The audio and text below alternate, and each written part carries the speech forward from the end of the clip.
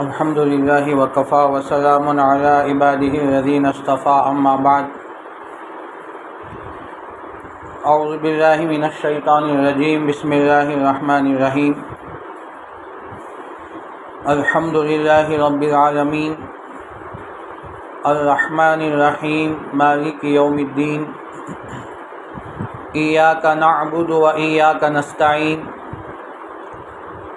اہدنا الصراط المستقیم صراط الذین انعمت علیہم غیر المغضوب علیہم ولا الضالین۔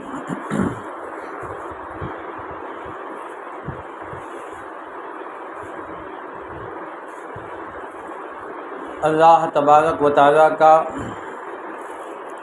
بے انتہا کرم و احسان ہے، اسی کا فضل اور شکر ہے، اسی نے ہم سب کو درس قرآن کا موقع بھی نصیب فرمایا ہے۔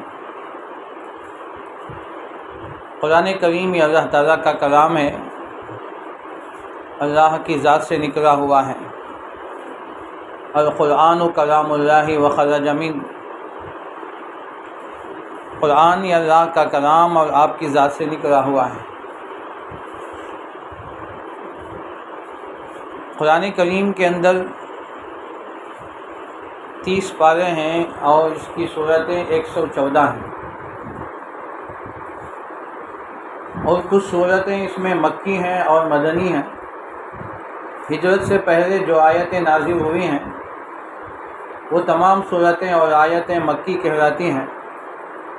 ہجرت کے بعد جتنی صورتیں اور آیتوں کا نزول ہوا ہے وہ سب مدنی ہیں۔ ان صورتوں میں سے ایک صورت ہے جو سب سے اہم ہے، سورۃ الفاتحہ۔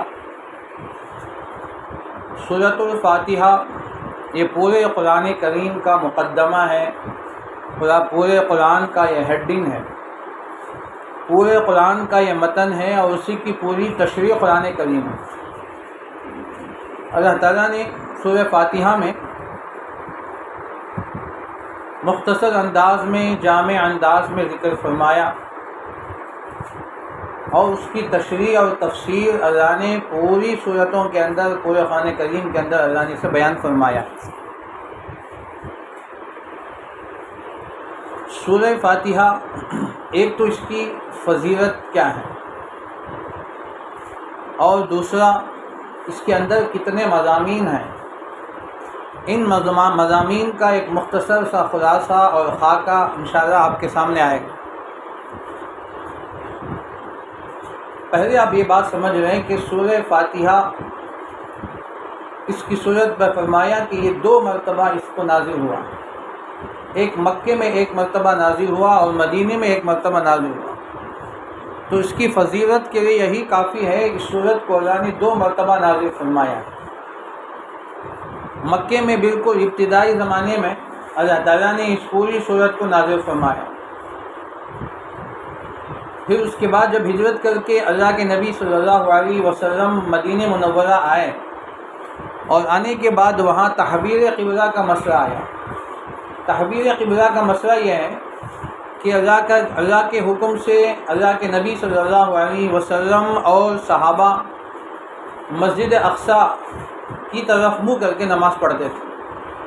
16 مہینے تک، تقریباً 1.5 سال تک ادھر منہ کر کے نماز پڑھنے لگے۔ تو یہودیوں کا قبلہ مسجد اقصی ہے، تو بڑے خوش ہو گئے کہ آج مسلمان ہمارے قبلے کی اتباع کر رہے ہیں، کل کے دن وہ ہمارے نعوذ باللہ مذہب کی بھی اتباع کر رہیں گے۔ پھر 1.5 سال کے بعد حکم بدل گیا، قد نری تقلب وجهک فی السماء فلنولینک قبلۃ ترضاها۔ تو اللہ کے نبی کی خواہش بھی یہی تھی کہ پھر دوبارہ مسجد حرام ہی کی طرف منہ کرنے کا حکم دے دیا جائے، اور صحابہ کرام کی بھی تمنا آرزو یہی تھی کہ پھر دوبارہ مسجد حرام ہی کی طرف، کعبۃ اللہ ہی کی طرف منہ کر کے نماز پڑھنے کا حکم آ جائے۔ چنانچہ اللہ تعالیٰ نے آپ کی دلی تمنا کو پوری فرمایا کہ 1.5 سال کے بعد پھر کہا کہ فَوَلُّوا وُجُوهَكُمْ شَطْرَهُ فَوَلِّ وَجْهَكَ شَطْرَ الْمَسْجِدِ الْحَرَامِ، اے نبی جی آپ دوبارہ مسجد حرام کی طرف منہ کر کے نماز پڑھیں، اور صحابہ سے بھی کہا، مسلمانوں سے بھی کہا فَوَلُّوا وُجُوهَكُمْ شَطْرَهُ، تم اسی کی طرف منہ کر کے نماز پڑھو۔ اب جیسے یہ حکم آ گیا جس کو تحویر قبلہ کہتے ہیں، تو یہودیوں نے بڑے پروپیگنڈے کیے، ہنگامے کیے کہ دیکھو یہ مسلمانوں کا کوئی مذہب کا ٹھکانہ نہیں، کبھی ادھر منہ کر کے نماز پڑھ رہے ہیں، کبھی ادھر منہ کر کے نماز پڑھ رہے ہیں، ان کا کوئی طریقہ ہے ہی نہیں، جب جدھر چاہے منہ کر کے نماز پڑھ رہے ہیں۔ تو انہوں نے اس طرح کی باتیں پروپیگنڈے کرنے لگے، ہنگامے کرنے لگے پورے مدینے کے اندر۔ تو اس وقت مسلمان وقتی طور پر تھوڑے پریشان ہو گئے تھے، تو اللہ تبارک و تعالیٰ نے اس وقت میں پھر دوبارہ سورہ فاتحہ کو نازل فرمایا۔ کیوں نازل فرمایا؟ کہ اس میں اللہ تعالیٰ نے دلوں کے شفا رکھے ہیں، دلوں میں آنے والے وساویس، دلوں میں آنے والے ہر قسم کی پریشانیاں، تو اس کو دور کرنے کے لیے اللہ تعالیٰ نے دوبارہ ایک مرتبہ تحویر قبلہ کے موقع پر سورہ فاتحہ کا نزول ہوا ہے۔ تو بہرحال سورہ فاتحہ اس کو اللہ نے 2 مرتبہ نازل فرمایا، یہ اس کی فضیلت کے لیے یہی کافی ہے۔ اور پھر اس کی فضیلت کیا ہے؟ اور اس کے سورہ فاتحہ کے بہت سارے نام ہیں۔ امام جلال الدین سیوطی رحمۃ اللہ علیہ تفسیر در منصور میں اور الاتقان فی علوم القرآن کے اندر 25 نام گنوائے امام جلال الدین سیوطی نے۔ اس سورہ فاتحہ کے 25 نام ہیں، اور قاضی بیضاوی نے بیضاوی شریف میں 11 نام گنوائے، شروع ہی میں 11 نام گنوائے سورہ فاتحہ کے۔ اب آپ سوال یہ ہو سکتا ہے کہ اتنے نام کیوں ہیں، ایک سورت کے نام اتنے کیوں ہیں؟ عربوں کے ہاں طریقہ یہ ہے کہ جس چیز کا فضیلت زیادہ ہوتی ہے اس کے نام زیادہ ہوتے ہیں، جس چیز کی اہمیت ان کے نزدیک زیادہ ہوتی ہے اس کے نام بھی، اسما بھی زیادہ ہوتے ہیں۔ تو اللہ تعالیٰ نے اس اصول کو باقی رکھتے ہوئے اللہ نے سورہ فاتحہ چونکہ بہت اہم سورت ہے، بلکہ اہم ترین سورت ہے، تو اس لیے اس کے نام بھی اتنے ہیں۔ قرآن کے بھی کئی نام ہیں اور سورہ فاتحہ کے بھی کئی نام ہیں۔ ایک ہے سورہ فاتحہ، سورۃ ام الکتاب، ام القرآن، اور فاتحۃ الکتاب، سورۃ الکنز، سورۃ الشفا، سورۃ الشافیہ، سورۃ الکافیہ، اور سبع مثانی، یہ مختلف نام ہیں۔ اور سورۃ المسئلہ، تعلیم المسئلہ، مختلف نام سورہ فاتحہ کے ہیں۔ ان تمام میں چند نام ایسے ہیں جس کو سورۃ الشفا، وافیہ، کافیہ بھی کہا گیا ہے۔ یہ سورت تمام کے لیے شفا دینے والی، یہ سورت سب کے لیے کافی ہو جائے گی، اور اس سورت کے اندر اللہ نے شفا رکھے۔ اللہ کے نبی صلی اللہ علیہ وسلم نے ارشاد فرمایا کہ سورہ فاتحہ میں ہر بیماری کی شفا ہے، سوائے موت کے تمام بیماریوں کی اس کے اندر شفا ہے۔ تو اللہ تعالیٰ نے اس کے اندر شفا رکھے ہیں۔ تو یہ اس کے قاضی بیضاوی تو 11 نام گنوائے، اور الاتقان فی علوم القرآن کے اندر اس کے 25 نام گنوائے ہیں۔ اور سورۃ الفاتحہ کی فضیلت کیا ہے؟ اللہ کے نبی صلی اللہ علیہ وسلم نے ارشاد فرمایا، جامع ترمذی کی، مشکات کی، بیہقی کی روایت ہے، اللہ کے نبی صلی اللہ علیہ وسلم نے ارشاد فرمایا کہ سورہ فاتحہ وہ سورت ہے کہ اس جیسی سورت نہ تورات میں ہے، نہ زبور میں ہے، نہ دیگر آسمانی کتابوں میں ہے۔ ایک صحابی سے اللہ کے نبی صلی اللہ علیہ وسلم نے فرمایا کہ تم بعد میں آنا، میں تم کو ایک اہم صورت بتاؤں گا، میں تم کو اہم چیز عطا کروں گا۔ وہ صحابی بڑے خوش ہو گئے اور اللہ کے نبی صلی اللہ علیہ وسلم کے انتظار میں تھے۔ جب اللہ کے نبی صلی اللہ علیہ وسلم اٹھ کر جانے لگے تو اس صحابی نے یاد دیا کہ یا رسول اللہ، آپ تو وعدہ فرمایا تھا کہ مجھے آپ ایک سورت کی تعلیم دیں گے۔ اللہ کے نبی صلی اللہ علیہ وسلم نے ان کے مونڈے پر ہاتھ رکھ کر فرمایا کہ وہ سورۃ الفاتحہ ہے۔ یہ ایسی عظیم سورت ہے کہ یہ سورت اس جیسی سورت نہ تورات میں ہے، نہ انجیل میں ہے، نہ دیگر کتابوں میں ہے، نہ خود قرآن کریم کے اندر۔ اور اس سورت کی بڑی فضیلتیں حدیث کے اندر آئی ہیں، ہم بارہا سنتے ہیں۔ اللہ کے نبی صلی اللہ علیہ وسلم نے اس کی بڑی فضیلتیں بیان فرمائیں۔ اور اللہ کے صحیح مسلم کی حدیث ہے، اللہ کے نبی صلی اللہ علیہ وسلم نے ارشاد فرمایا کہ اللہ نے اس سورت کو اپنے اور بندے کے درمیان آدھا آدھا تقسیم فرما دی۔ قسمت بینی و بین عبدی، میں نے اس سورت کو میرے اور میرے بندوں کے درمیان میں نے آپس تقسیم کر دیا ہے۔ حدیث میں فرمایا، اللہ کے نبی صلی اللہ علیہ وسلم نے ارشاد فرمایا، حدیث قدسی ہے، اللہ تعالیٰ فرماتے ہیں کہ جب میرا بندہ الحمدللہ رب العالمین کہتا ہے تو اللہ تعالیٰ فرماتے ہیں حمدنی عبدی، میرے بندے نے میری تعریف کی۔ جب بندہ الرحمن الرحیم کہتا ہے تو اللہ تعالیٰ اس کے جواب میں کہتا ہے مجدنی عبدی، میرے بندے نے میری بزرگی بیان کی۔ اور جب بندہ مالک یوم الدین کہتا ہے تو اللہ تعالیٰ اس کے جواب میں فرماتے ہیں اثنا علی عبدی، میرے بندے نے میری تعریف کی، میرے ثنا حمد ثنا بیان فرمایا۔ اور پھر جب بندہ ایاک نعبد و ایاک نستعین فرماتا ہے تو اللہ تعالیٰ فرماتے ہیں کہ میرے اور میرے بندے کے درمیان یہ آدھا آدھا ہے۔ پھر جب اہدنا الصراط المستقیم صراط الذین انعمت علیہم غیر المغضوب علیہم ولا الضالین پڑھتا ہے تو اللہ تعالیٰ فرماتے ہیں کہ میرے اور میرے بندے کے درمیان میں ہے، میرا بندہ مجھ سے جو مانگے گا میں اس کو عطا کروں گا، جو مجھ سے سوال کرے گا میں اس کو عطا کروں گا۔ یہ صحیح مسلم کی حدیث ہے۔ تو اللہ تعالیٰ اتنے خوش ہوتے ہیں کہ جب بندہ اللہ کی تعریف کرتا ہے، اللہ کے حمد و ثنا بیان کرتا ہے، اللہ تعالیٰ کی بزرگی بیان کرتا ہے تو اللہ تعالیٰ بے حد خوش ہوتے ہیں۔ الحمدللہ رب العالمین کہنے پر اللہ خود جواب دیتے ہیں کہ حمدنی عبدی، میرے بندے نے میری حمد بیان کی۔ اس قسم کے بہت سارے فضائل احادیث میں آئے ہیں۔ اللہ کے نبی صلی اللہ علیہ وسلم نے سورہ فاتحہ کی فضیلت بیان فرمائی۔ اب اس سورت کے اندر بہت سارے مضامین ہیں، اس میں 7 آیتیں ہیں، 7 مثانی جسے کہا جاتا ہے۔ وَلَقَدْ آتَيْنَاكَ سَبْعًا مِّنَ الْمَثَانِي وَالْقُرْآنَ الْعَظِيمِ، اے نبی ہم نے آپ کو 7 آیتیں جو 7 مثانی ہیں ہم نے آپ کو عطا کیا ہے، اور خاص کر قرآن کریم بھی ہم نے آپ کو عطا فرمایا۔ 7 مثانی کیوں کہا جاتا ہے؟ 7 کہتے ہیں 7 کو، اس کے اندر 7 آیتیں ہیں۔ مثانی کہتے ہیں وہ آیت، یہ آیتیں بار بار پڑھی جاتی ہیں، اس کو بار بار دہرایا جاتا ہے۔ نماز کوئی بھی ہو، فرض ہو، سنت ہو، نفل ہو، واجب ہو، کوئی بھی نماز ہو، ہر نماز کی ہر رکعت میں سورہ فاتحہ پڑھنا ضروری ہے۔ سورہ فاتحہ پڑھتے ہیں الحمدللہ رب العالمین پڑھ کر ہی اس کے بعد ضمہ سورہ پڑھتے ہیں۔ جیسے کہ رمضان میں تراویح ہوتی ہے، 20 رکعت تراویح ہے، ہر رکعت میں کھڑے ہو کر امام پہلے سورہ فاتحہ پڑھتا ہے، پھر اس کے بعد آگے جہاں سے وہ قرآن کو ٹھہرایا تھا وہاں سے پڑھتا ہے۔ تو یہ 7 مثانی، 7 وہ آیتیں جس کو بار بار پڑھی جاتی ہیں۔ یہ وہ صورت ہے جس کو ہر وقت ہر نماز میں یہ صورت پڑھی جاتی ہے، اس کی تلاوت کی جاتی ہے۔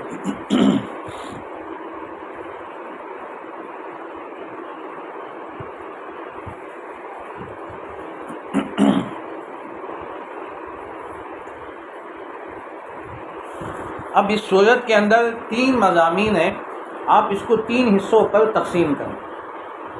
بہت سارے مضامین ہیں، میں مختصر کر کے، چونکہ یہ مستورات کا طبقہ ہے، زیادہ ڈیپ میں گہرائی میں جائے بغیر ایک سرسری انداز میں آپ کو میں مختصر 3 باتیں، 3 مضامین آپ کے سامنے پیش کرنا چاہتا ہوں۔ اب اس میں 3 مضامین ہیں تو یہ 7 آیتوں حصوں میں تقسیم کریں۔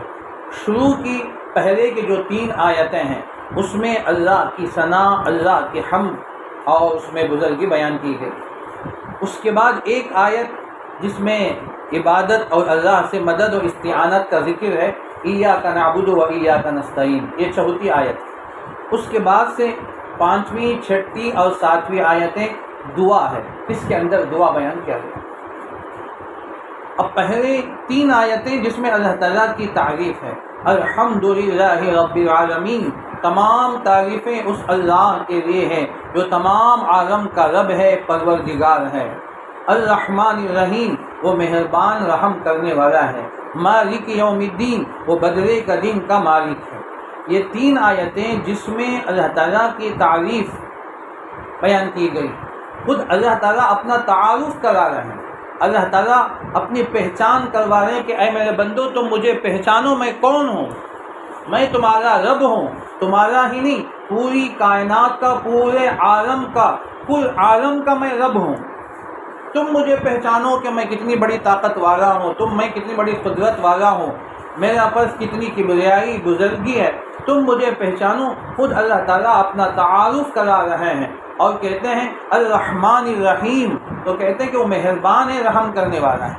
اے میرے بندو میں تمہارے اوپر سب سے زیادہ مہربان ہوں، میں تمہارے اوپر سب سے زیادہ رحم کرنے والا ہوں، کوئی تمہارے اوپر اتنی مہربانی کر نہیں سکتا، کوئی اتنے اوپر تمہارے اوپر رحم نہیں کر سکتا، میں سب مہربانوں میں سب سے بڑا مہربان، سب رحم کرنے والوں میں سب سے بڑا رحم کرنے والا ہوں۔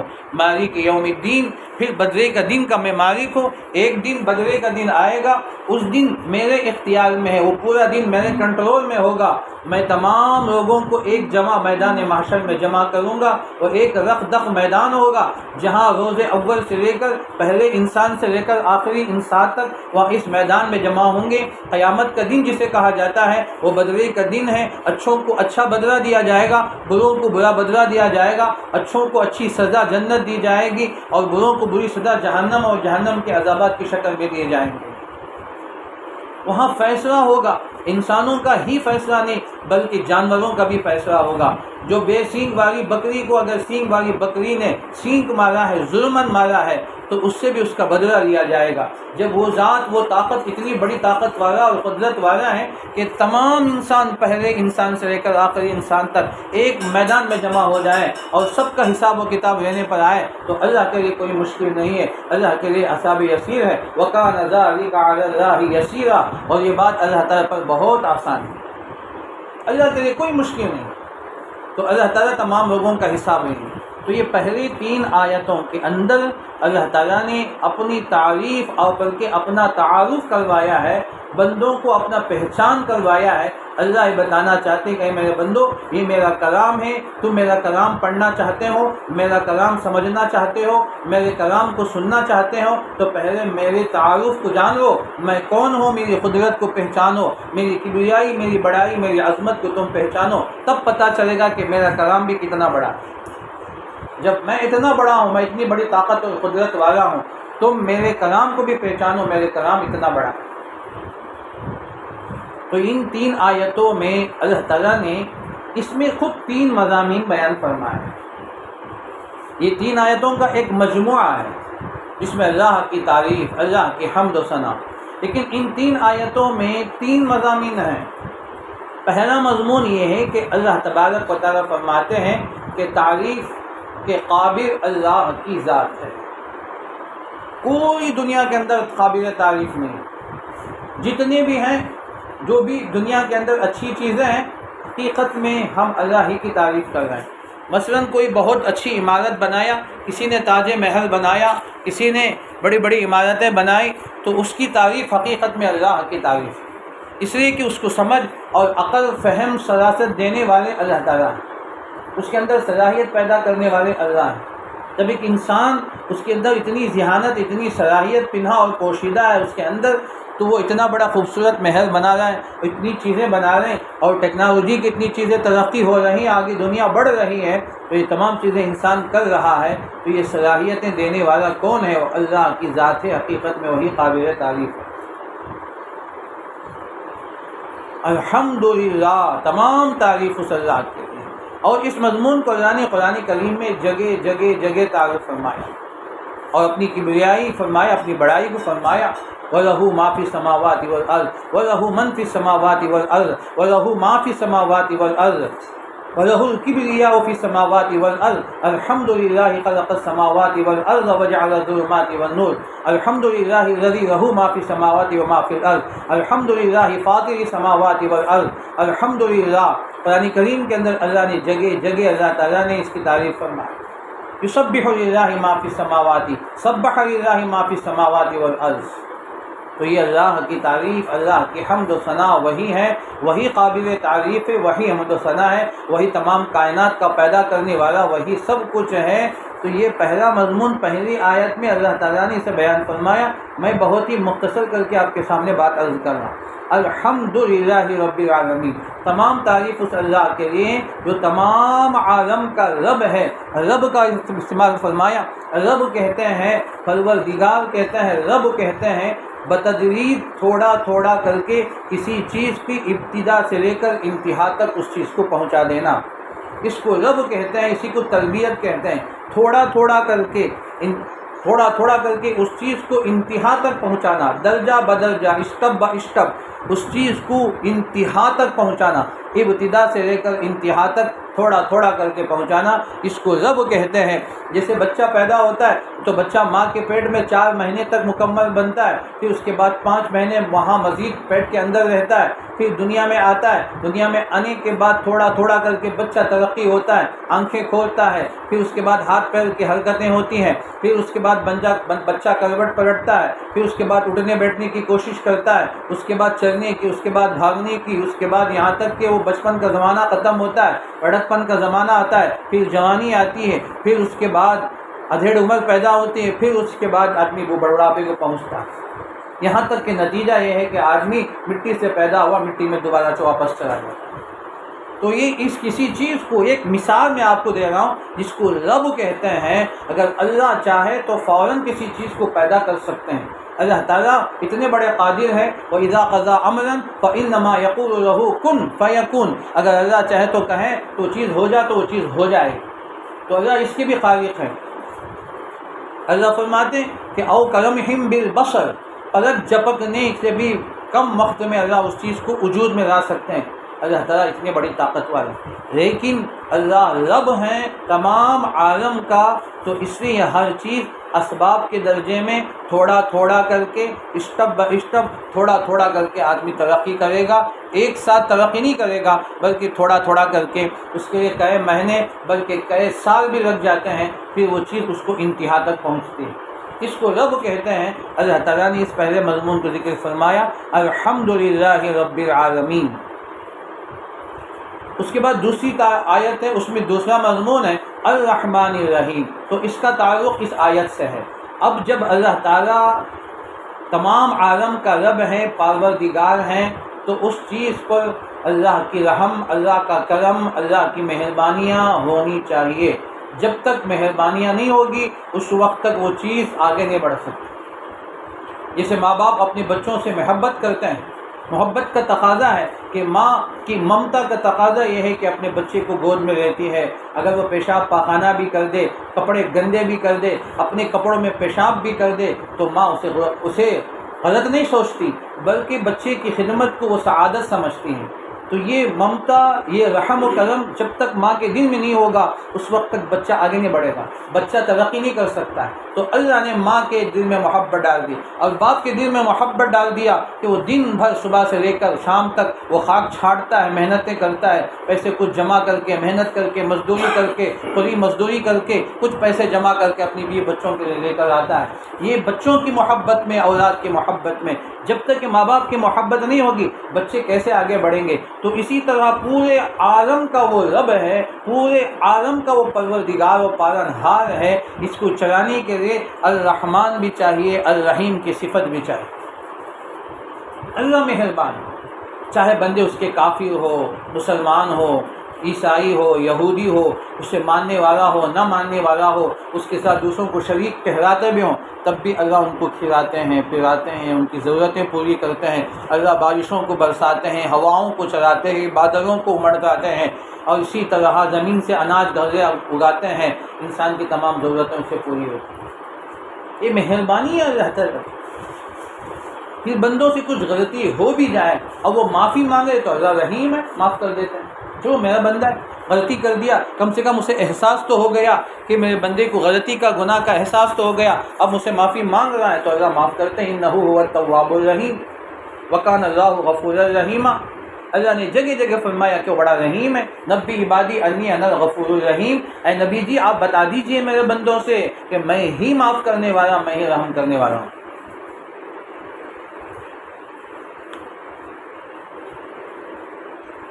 یہ دوسرا مضمون اس کے اندر پوشیدہ ہے جو پہلی آیت سے منسلک ملا ہوا ہے۔ اس کے بعد تیسری آیت ہے، اس میں تیسرا مضمون ہے قیامت کے دن کا، مالک یوم الدین۔ اب دنیا میں آنے کے بعد بندے دو قسم کے ہو جاتے ہیں، ایک اس کے ماننے والے اور نہ ماننے والے، ایک اس کی اطاعت کرنے والے، ایک اس کی نافرمانی کرنے والے، ایک اس کو ایک مان کر اس کے سامنے سر جھکانے والے اور دوسرے غیروں کے سامنے سر جھکانے والے۔ اب ان کی عبادتوں کی محنتوں کا ثمرہ بدلہ بھی تو دینا ہے۔ زندگی بھر انہوں نے نمازیں پڑھی، زندگی بھر انہوں نے عبادتیں کی، زندگی بھر تہجد پڑھے، زندگی بھر اس کی اطاعت کی، تو اللہ تعالیٰ کی ذمہ داری ہے کہ ان کو بہترین بدلہ دے، جنت کی نعمتوں کی شکل۔ اسی طرح دوسرے وہ طبقہ بندوں کا جو ہمیشہ نافرمانی میں، گناہوں میں، کفر میں، شرک میں، زنا میں، بدکاری میں، مختلف گناہوں میں لگے ہوئے اور پوری زندگی گناہوں میں گزار دیا، کفر اور شرک میں گزار دیا، تو ان کو بدلہ بھی تو دے، ان کو سزا بھی تو دینا ہے۔ اب اللہ تعالیٰ ان کو تاخیر کر دیتے ان کے عذاب کو قیامت کے دن تک۔ اب قیامت تک ان کے مسئلے کو اور ان کے فیصلے کو اللہ تاخیر کر دیتے ہیں۔ اب اللہ کہتے ہیں کہ ہم نے ایک دن اس کے لیے متعین کیا ہے، وہ ہے مالک یوم الدین۔ اچھوں کو اچھا بدلہ ملے گا، نمازیوں کو نماز کا بدلہ، روزے داروں کو روزے کا بدلہ، جہاد کرنے والوں کو جہاد کا بدلہ، اور اسی طرح دیگر عبادت کرنے والوں کو، اسی طرح کافرین کو کفر کی سزا، منافقین کو نفاق کی سزا، اور یہودیوں کی ان کی یہودیت کی سزا، ہر ایک کو جو ان کی سزا ہے۔ اس لیے اللہ نے جنت بھی بنائے، جہنم بھی بنائے۔ جنت اللہ کے صفت جو اللہ تعالیٰ کی صفت رحیمی ہے اور صفت جمالی ہے، اس کا مظہر ہے وہ جنت اور جنت کی نعمت ہے۔ اللہ کی ایک دوسری صفت ہے صفت جلالی، جسے قہار، جبار، شدید کہتے ہیں کہ اللہ بہت سخت ہیں، تو وہ اس کا مظہر ہے جہنم کے عذابات۔ اس کے لیے اللہ نے ایک دن متعین کیا، تم کچھ بھی کرو۔ اللہ ڈھیل دیتے ہیں۔ فرعون کو 400 سال سے زیادہ اللہ نے مہلت دی، شداد کو 100 سال سے زیادہ اللہ نے مہلت دی، قوم نوح کو اللہ نے 900 سال مہلت دی، قوم عاد و قوم سمود کو 600-700 سال اللہ نے مہلت دی۔ تو یہ سب اللہ تعالیٰ ڈھیل دیتے ہیں۔ اب موجودہ جو حکومت ہے اللہ ان کو بھی 10 سال سے ڈھیل دے رہا ہے۔ تو ایک دن اللہ تعالیٰ نے اس کے لیے خاص کر کے رکھا ہے، بدلے کا دن ہے، یوم التغابن ہے، یوم القیامہ ہے، یوم المحشر ہے، یوم الحشر ہے۔ قرآن میں مختلف یوم الحساب ہے، اللہ تعالیٰ نے مختلف نام رکھے ہیں، یوم الغاشیہ، تو یہ سب واقعہ، یہ تمام چیزیں اللہ نے قرآن میں اس کا نام رکھے ہیں۔ تو یہ قیامت کا ایک دن ہے، اس دن کا پورا کنٹرول اللہ کے ہاتھ میں ہوگا، بڑے بڑے بادشاہ ان کی کچھ نہیں چلے گا۔ مالک یوم الدین لمن الملک اليوم للہ الواحد القہار، اللہ اعلان کریں گے، اللہ کی طرف سے فرشتہ اعلان کرے گا، ارے وہ کہاں ہیں دنیا کے بڑے بڑے بادشاہ جو پوری دنیا پہ حکومت کرتے تھے، آدھی دنیا کے وہ مالک تھے، کوئی دنیا کا 1 حصے کا مالک تھا، جو بڑے بڑے صوبوں کا، ملکوں کا ممالک کا مالک تھا، بادشاہ تھا، آج کہاں گئے؟ کہیں سے کوئی جواب نہیں آئے گا۔ آج جو ہوگا للہ الواحد القہار، الیوم تجزا کل نفس بما کسبت، آج کے دن ہر ایک کو پورا بدلہ دیا جائے گا جو اس نے کمایا۔ ان اللہ سریع الحساب، اللہ بہت جلد حساب لینے والا ہے۔ تو یہ دن اللہ تعالیٰ نے قیامت کے دن رکھے ہیں، تو یہ قیامت کے دن کا مالک ہے۔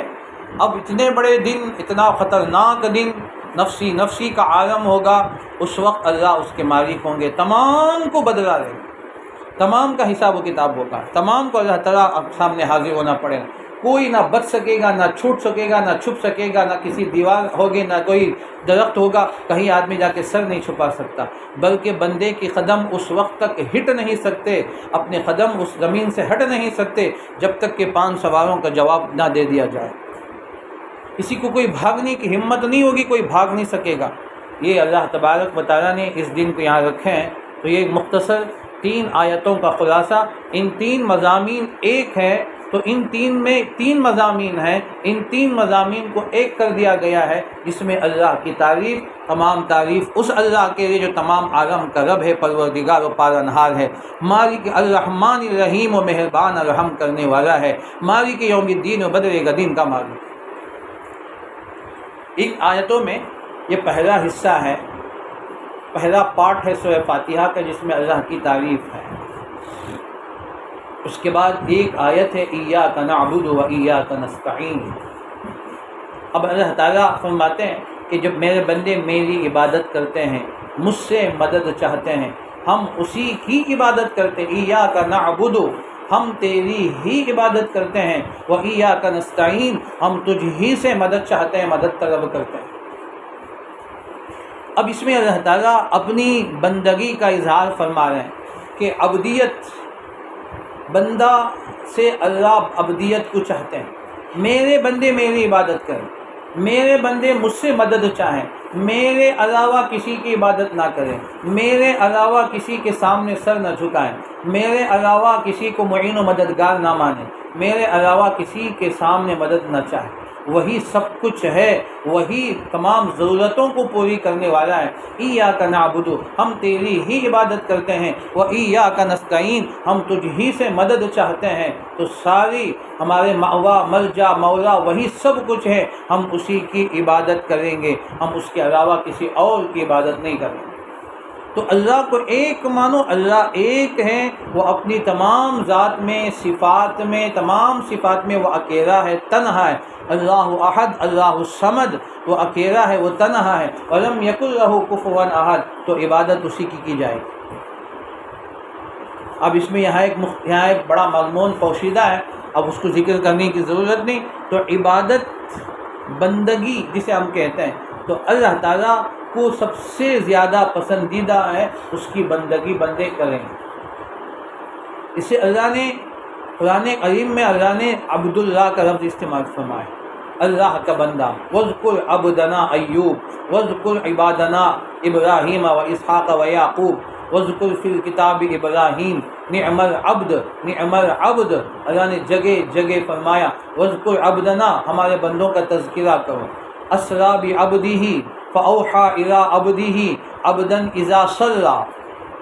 تو عبدیت اللہ تعالیٰ چاہتے ہیں۔ حضرت عیسیٰ علیہ السلام پیدا ہوئے بغیر باپ کے، اور 2 دن یا 3 دن میں انہوں نے کلام کیا۔ چھوٹے سے بچے ہیں، دودھ پینے والے بچے ہیں، کلام فرمایا، انی عبداللہ آتانی الکتاب وجعلنی نبیا۔ تو پہلا اپنا تعارف کرا کہ دیکھو میں بات جو کر رہا ہوں، جو عاقلانہ فہیمانہ بات میں جو کر رہا ہوں، میں کوئی خدا نہیں ہوں، بلکہ میں اللہ کا بندہ ہوں۔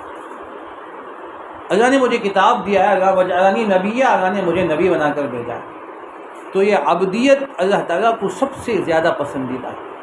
تو کوئی آدمی کبریائی تکبر نہ کرے، جو تکبر کرتا ہے اللہ اسے کبھی پسند نہیں فرمائے۔ ان الذین یستکبرون عن عبادتی، جو میرے بندے میری عبادت کرنے سے تکبر کرتے ہیں۔ ان الذین یستکبرون عن عبادتی، جو سورہ مومن کی آیت ہے، جو میری عبادت کرنے سے تکبر کرتے ہیں، میرے سامنے اپنی جبین کو، پیشانی کو، سر کو نہیں جھکاتے ہیں، سیدخلون جہنم داخرین، میں ذلیل اور رسوا بنا کر جہنم میں داخل کروں۔ تو معلوم یہ ہوا جو بندے عبادت کرتے ہیں اللہ کو سب سے زیادہ پسندیدہ ہے۔ جو 5 وقت اللہ کے سامنے سر جھکاتے ہیں، اپنی جبین کو اللہ کے سامنے پیش کرتے ہیں، اللہ کے قدموں پہ سجدہ کرتے ہیں۔ حدیث میں فرمایا، اذا سجد العبد سجد قدمي الرحمن، جب بندہ سجدہ کرتا ہے تو حقیقت میں رحمان کے قدموں پر سجدہ کرتا ہے۔ وہ سجدے کی حالت میں اللہ کے اتنے زیادہ قریب ہو جاتا ہے، اس لیے ہر رکعت میں ایک قیام ہے، ایک رکوع، لیکن سجدے 2 ہیں۔ 2 رکعت آپ پڑھیں گے تو آپ کے 4 سجدے ہو جائیں گے، 4 رکعت پڑھیں گے تو آپ کے 8 سجدے ہو جائیں گے، 3 رکعت مغرب کی وتر کی پڑھیں گے تو آپ کے 6 سجدے ہو جائیں گے۔ تو رکوع ایک، قیام ایک، قومہ ایک، لیکن سجدہ 2 ہے۔ تو اس لیے اللہ تعالیٰ کو سب سے زیادہ پسندیدہ ہے کہ اس کے سامنے اپنی زمین کو پہچانے، ہم اس کے علاوہ کسی کی عبادت نہ کریں، اسی کی عبادت کریں۔ پھر آگے دوسرا فرمایا استعانت، مدد طلب کرنا، ہر حال میں، ہر وقت میں، ہر موقع پر، نقصان یا نفع کے وقت میں، خوشی یا غم کے وقت میں ہم اللہ ہی کی مدد چاہیں، اللہ کے علاوہ ہم کسی کی عبادت نہ کریں۔ آج اللہ معاف فرمائے کہ مسلمانوں کا ایک بہت بڑا طبقہ، مردوں سے زیادہ عورتوں کا بڑا طبقہ یہ ہے، وہ درگاہوں پہ جاتا ہے، پیروں مرشدوں کے پاس جا کر، اور اسی طرح قبروں کے پاس جا کر وہاں طواف کرتے ہیں، وہاں رکوع سجدے کرتے ہیں، وہ اپنی نیاز زمین کو پیش کرتے ہیں، نعوذ باللہ، وہاں جا کر بچے مانگتے ہیں، وہاں جا کر اپنی مدد طلب کرتے ہیں کہ فلاں اولیاء، فلاں بزرگ ہمیں بچے دے گا، فلاں بزرگ ہماری ضرورتوں کو پورا کرے گا، فلاں بزرگ ہمارے نفع و نقصان پہنچائیں گے۔ نعوذ باللہ من ذالک، یہ کفر ہے، یہ شرک ہے، آدمی کا ایمان ختم ہو جائے گا۔ ایک مستقل عنوان ہے، ایاک نعبد ایک مستقل مضمون ہے، عنوان ہے، اور ایاک نستعین ایک مستقل عنوان ہے۔ استعانت، مدد طلب کرنا اسی سے ہے، اس کے علاوہ کسی سے ہم مدد طلب نہ کریں، چاہے ہمارا کچھ بھی ہو جائے، بظاہر نقصان ہوتا ہوا نظر آئے تب بھی ہم اللہ تعالیٰ ہی سے مانگیں۔ اتنے لوگ ایسے موقع پر کہتے ہیں کہ فلاں درگاہ کو چلے جاؤ، آپ کے مسئلے حل ہو جائیں گے، نعوذ باللہ من ذالک۔ صاف کہتے ہیں تم اتنے دن سے پریشان ہو، فلاں درگاہ کو جاؤ، وہاں جا کے منت کرو، وہاں جا کے چادر اڑاؤ، تمہارا مسئلہ حل ہو جائے گا۔ شادی ہو گئے، 7-8 سال ہو گئے، بچے نہیں ہوئے تو کہتے ہیں کہ نعوذ باللہ وہاں جا کر منت نہیں کرو تو اللہ تمہیں بچے دے دے گا۔ یہ صاف صاف یہ مسلمانوں پہ ایک بڑا طبقہ اس طرح ہے کہ منت سماجت کر کے غیروں کے ساتھ غیر اللہ کی پرستش، غیر اللہ کے سامنے سر جھکانا۔ بہرحال ایک لمبا مضمون ہے، تو ایاک نستعین میں اللہ فرماتے ہیں کہ نہیں، سب کا مستعین میں ہوں، مدد کرنے والا میں ہی معین ہوں، میں ہی مددگار ہوں، میں ہی ناصر ہوں، میں ہی نصیر ہوں۔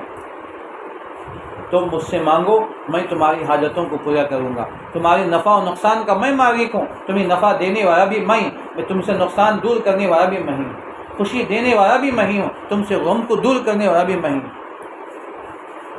تو یہ ایک مضمون ہے جو ایک آیت کے اندر اللہ تعالیٰ نے بیان فرمایا۔ امام شافعی رحمۃ اللہ علیہ فرماتے ہیں اگر کوئی ایک سورہ فاتحہ کی ایک آیت پر عمل کرے اس کا پورا ایمان ہو جائے گا، اسی پر پورا ایمان ہے۔ عبادت استعانت، استعانت عبادت، یہ پوری عبادت اور پوری زندگی یہی ہے۔ اگر ایک آیت پر بندہ پوری طرح 100% عمل کر لیا تو اس کا ایمان کامل ہو جائے، امام شافعی کا فرمان ہے۔ تو یہ اتنی جامع ایک آیت ہے، ایاک نعبد و ایاک نستعین۔ تو یہ دو مضمون ہو گئے، پہلی 3 آیتوں کا ایک مضمون ایک پارٹ ہے، اور دوسرا یہ چوتھی آیت ایک پارٹ ہے۔ اس کے بعد کی 3 آیتیں ہیں جس میں دعا ہی دعا ہے۔ ایاک نعبد اہدنا الصراط المستقیم، اے اللہ تو ہمیں بتا سیدھا راستہ، صراط الذین انعمت علیہم، راستہ ان لوگوں کا جن پر تو نے انعام کیا، غیر المغضوب علیہم ولا الضالین، نہ ان لوگوں کا راستہ جس پر تیرا غضب ہوا اور جو گمراہ ہوئے۔ اب اس 3 آیتوں میں جو آخر کا تیسرا پارٹ ہے، آخری پارٹ ہے سورہ فاتحہ کا، تو اس میں بہت اہم مضامین ہیں، کئی مضامین کا یہ مجموعہ ہے۔ ان تمام مجموعے کو نام دیا گیا کہ دعا۔ یہ سورۃ الدعا ہے، سورۃ تعلیم المسئلہ ہے۔ اللہ سے مانگنا ہے تو کیا مانگنا ہے؟ اللہ تعالیٰ نے یہ بھی ہمیں سکھا دیا۔ اگر یوں کہہ دے کہ بندے جو چاہے مانگو تو ہم تو صرف دنیا مانگیں گے، کوئی دولت مانگے گا، کوئی سونا چاندی مانگے گا، کوئی حکومت مانگے گا، کوئی عہدے مانگے گا، کوئی کرسی مانگے گا۔ نہیں، یہ تمام چیزیں تو عارضی ہیں، یہ تمام چیزیں تو اللہ تعالیٰ خود بخود دے دیں گے۔ اصل چیز جو مانگنے کی ہے وہ ہدایت ہے۔ اللہ سے ہدایت مانگو، اے اللہ تو ہمیں ہدایت دے سیدھے راستے۔ اگر کسی کو ہدایت مل گئی، پوری دنیا مل گئی، اسے سونا چاندی بھی مل گیا اور تمام دنیا کی ساری نعمتیں مل گئی، بلکہ دنیا و آخرت کی تمام بھلائیاں اسے مل گئیں۔ کسی کو کہا ربنا آتنا فی الدنیا حسنہ وفی الآخرۃ حسنہ، اے اللہ تو مجھے دنیا میں بھی بھلائی عطا فر، آخرت میں بھلائی عطا فرما۔ تو اس دعا کا پورا خلاصہ ہے ہدایت، ہدایت اسی میں ہے۔ تو اس لیے ہر بندہ اپنے مزاج کے مطابق اور اپنے ذوق کے مطابق مانگے گا، لیکن اللہ نے کہا کہ نہیں، یہ تمہاری سمجھ ہے، تمہیں سمجھ ہی نہیں کہ مجھ سے کیا مانگنا ہے۔ مجھ سے مانگنے کی جو چیز ہے وہ ہدایت ہے۔ اگر میں کسی کو ہدایت دے دوں، وَمَن يَهْدِ اللَّهُ فَلَا مُضِلَّ لَهُ، جس کو میں اللہ ہدایت دے دوں کوئی اسے گمراہ نہیں کر سکتا، جس کو میں گمراہ کر دوں کوئی دنیا کی طاقت مل کر اسے ہدایت نہیں دے سکتی۔ يُضِلُّ بِهِ كَثِيرًا وَيَهْدِي بِهِ كَثِيرًا كَذَلِكَ يُضِلُّ اللَّهُ مَن يَشَاءُ وَيَهْدِي مَن يَشَاءُ۔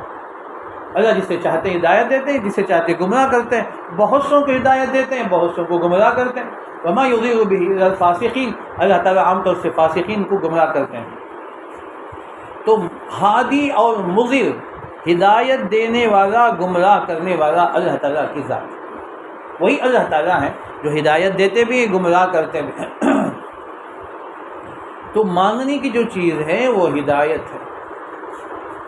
اہدنا الصراط المستقیم، خود اللہ فرماتے ہیں کہ تو عطا کر خود اللہ ہمیں تعلیم دے رہے ہیں، تو بتاؤ ہم کو سیدھا راستہ۔ اب کس کا راستہ ہے؟ صراط الذین انعمت علیہم۔ ایسا اصول اللہ نے بیان فرمایا، راستہ ان لوگوں کا جن جن پر تیرا انعام ہوا ہے، اب تک جن جن لوگوں پر انعام ہوا ہے ان کا راستہ، اور آئندہ جن جن لوگوں پر اللہ تعالیٰ کے انعام ہوں گے ان کا راستہ۔ اب کون انعام یافتہ لوگ ہیں؟ من النبیین والصدیقین والشہداء والصالحین۔ یہ 4 کیٹیگری ہیں، 4 طبقے ہیں جو منعم علیہ ہیں، جن پر اللہ کا خصوصی انعام ہوا ہے۔ یہ اللہ تعالیٰ سے گویا ہدایت لے کر، انعام لے کر میڈل لے چکے ہیں، یہ میڈل یافتہ ہیں، ان کو اللہ نے میڈل دے دیا ہے۔ آج کسی کو حکومت میڈل دے دے نا، کسی کو سرٹیفکیٹ دے دیں تو لوگ وہ کھوئے نہیں سماتے، وہ کہتے ہیں کہ اس کا نام اخباروں میں اور پیپروں میں نہ جانے کہاں کہاں اس کا نام منٹوں میں پھیل جاتا ہے۔ اگر کوئی بڑے حکومت کی طرف سے اگر کسی کو دہلی بلا کر وہاں پارلیمنٹ میں یا کسی بڑے فنکشن ہال میں بلا کر وہاں کے وزیر اعظم کے ہاتھوں سے اگر دے دیا جائے، وہ کتنا بڑا خوش قسمت سمجھتا ہے دنیا کے اعتبار سے۔ لیکن اللہ تعالیٰ فرماتے ہیں کہ میرے ہاتھوں میں نے جن کو قرآن میں میڈل دیا ہے وہ یہ 4 طبقے من النبیین والصدیقین والشہداء والصالحین۔ نبی اور صدیقین تو نہیں اب، لیکن شہداء اور صالحین کا طبقہ قیامت تک رہے گا۔ متقین اللہ کے نیک بندے ہیں، شہداء یہ جنگ ہوگی تو آگے شہداء بھی ہوں گے، تو یہ لوگ یہ 2 طبقہ ہے۔ تو ان لوگوں کو جن پر اللہ نے خصوصی انعام فرمایا، تو اللہ نے یہ اصول بتا دیا کہ راستہ ان لوگوں کا ہے جن پر تو نے انعام فرمایا، تو اللہ سے مانگنے کا ڈھنگ سلیقہ بھی اللہ نے بتایا۔ اسی کہ جتنا بڑا ہوتا ہے نا اس کا ادب کا تقاضا بھی اتنا ہوتا ہے۔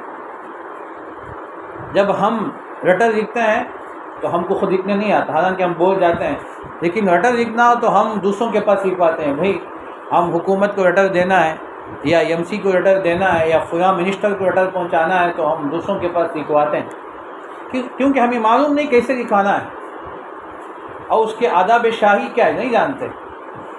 تو اللہ تعالیٰ نے ہمیں بتایا کہ مجھ سے مانگنے کی چیز بھی ہے، مانگنے کا ڈھنگ اور طریقہ بھی ہے۔ مانگو اس طرح، پہلے میری تعریف، الحمدللہ رب العالمین الرحمن الرحیم مالک یوم الدین، پہلے میری تعریف کرو، میری کبریائی بڑائی بیان کرو، اس کے بعد اپنی عبدیت کا اظہار کرو، ایاک نعبد و ایاک نستعین۔ جب دونوں چیزیں ہو گئی اب مجھ سے مانگو، اب مانگنے کا وقت۔ جب تعریف کرتے ہیں تو اللہ خوش ہو جاتے ہیں، جب اس کی بندگی کرتے ہیں، اس سے استعانت چاہتے ہیں تو اللہ بڑے خوش ہو جاتے ہیں۔ اب کہتے ہیں کہ میرے بندے مانگ مجھ سے، تو کیا مانگتا ہے، میں دینے کے لیے تیار۔ اب مانگنا ہے، خود اللہ سکھا رہا ہے، یہ تعلیم المسئلہ ہے، مانگنے کا طریقہ، مانگنے کا ڈھنگ اور تعلیم دی گئی ہے۔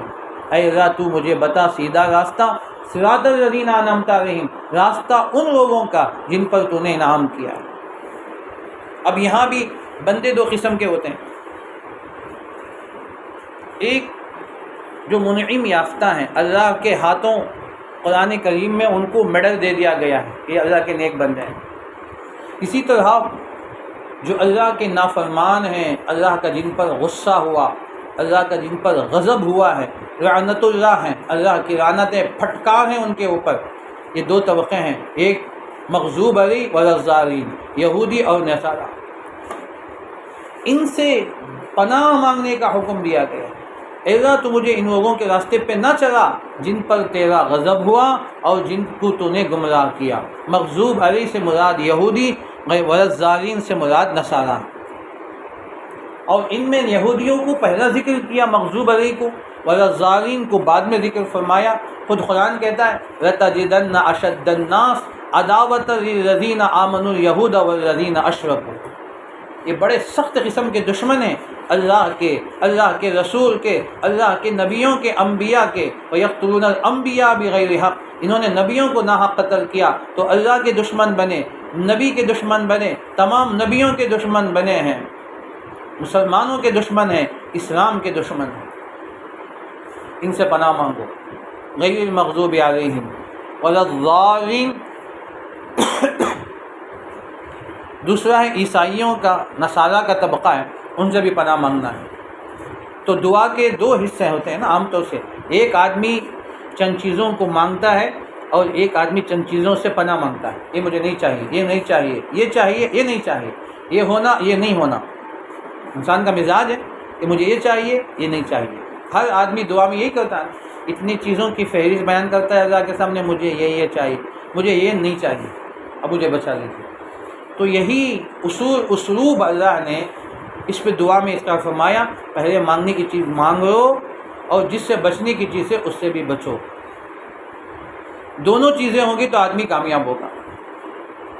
جب آدمی منزل پر پہنچتا ہے تو آدمی کو دو چیزوں کی دیکھنے کی ضرورت پڑتی ہے، ایک سیدھا راستہ اسے چاہیے، سیدھا راستہ معلوم ہو کو سیدھا چلتا رہے، دوسرے چلتے ہوئے دائیں بائیں اسے قسم کے راستے آئیں گے جو اس کی طرف اپنی طرف بلائیں گے، تو ان سے بچنا ہے۔ تو یہ اہدنا الصراط المستقیم وان ھذا صراطی مستقیما فاتبعوہ، یہ میرا سیدھا راستہ ہے، سیدھے راستے پہ چلو، اسی کی اتباع کرو۔ ولا تتبعوا السبل، دائیں بائیں جو مختلف راستے ہیں، یہودیت کا، نصرانیت کا، مشرکین کا، منافقین کا، مجوسیت کا، اہل ہنود کا، نہ جانے اللہ کے دشمنوں کا، ان تمام یہ دائیں بائیں راستے ہوں گے تو ان راستوں سے بچنا ہے۔ ولا تتبعوا السبل، اور دائیں بائیں راستے کی اتباع مت کرو، فتفرق بکم عن سبیلہ، تو راستہ چلنے والا جو سالک ہوتا ہے ان دو چیزوں کا خیال کرنا پڑتا ہے، ایک سیدھا راستہ چاہیے، اس سیدھے راستے پر رک جائیں، اور دائیں بائیں جو بہکانے والی چیز ہے، گمراہ کرنے والی چیزیں، اس سے بچتے ہوئے چلے جائیں۔ جب بچتے ہوئے سیدھے راستے کو اختیار کرے گا آدمی منزل مقصود پر پہنچے گا، جنت کو پہنچے گا، جہاں اللہ کے بندے پہلے پہنچ چکے ہیں وہاں پہنچے گا۔ تو یہ دعا کا یہ طریقہ ہے، تو مانگنے کا طریقہ اللہ تعالیٰ سے مانگنے کا ہے۔ اللہ تعالیٰ نے اس صورت ان 3 آیتوں میں ان مضامین کو اللہ نے بیان فرمایا۔ اللہ تعالیٰ سے دعا کیجیے کہ اللہ تعالیٰ مجھے آپ تمام کو سنی ہوئی باتوں سے زیادہ عمل کرنے کی توفیق عطا فرمائے۔ اللہ تعالیٰ ہم سب کو منعم علیہ طبقہ میں شامل فرمائے، ہمیں ہدایت عطا فرمائے، ہر قسم کی گمراہیوں سے ہماری حفاظت فرمائے، ایمان پر خاتمہ فرمائے، آمین۔